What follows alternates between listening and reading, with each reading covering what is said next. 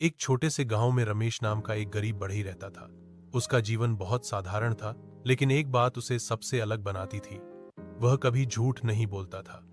गांव के लोग उसकी ईमानदारी और सच्चाई की बहुत इज्जत करते थे। एक दिन रमेश बाजार में काम करके घर लौट रहा था। रास्ते में उसे सड़क के किनारे एक थैला पड़ा मिला।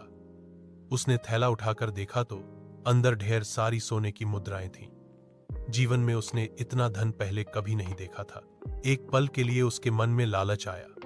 उसने सोचा कि इस धन से वह अपनी सारी परेशानियां दूर कर सकता है। लेकिन अगले ही पल उसने अपने मन को रोक लिया और सोचा, यह धन मेरा नहीं है। किसी और की चीज लेकर सुख नहीं पाया जा सकता।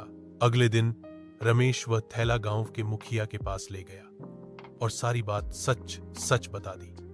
थोड़ी देर बाद पता चला कि वह थैला गांव के एक धनी व्यापारी का था, जो उसे खो देने के कारण बहुत परेशान था। जब व्यापारी को रमेश की ईमानदारी के बारे में पता चला तो वह बहुत प्रसन्न हुआ। उसने रमेश को इनाम देना चाहा, लेकिन रमेश ने विनम्रता से कहा, मैंने यह काम इनाम के लिए नहीं, बल्कि अपने जमीर की आवाज पर किया है। रमेश की यह बात सुनकर व्यापारी और भी प्रभावित हुआ। उसने रमेश को सम्मान के साथ स्थायी काम और अच्छी आजीविका का अवसर दिया। उस दिन के बाद रमेश का जीवन बदल गया। वह केवल धन से ही नहीं, बल्कि सम्मान और विश्वास से भी समृद्ध हो गया। शिक्षा, सच्चाई और ईमानदारी का फल हमेशा मिलता है। जो इंसान सत्य के मार्ग पर चलता है, उसे देर से ही सही, लेकिन सफलता अवश्य मिलती है।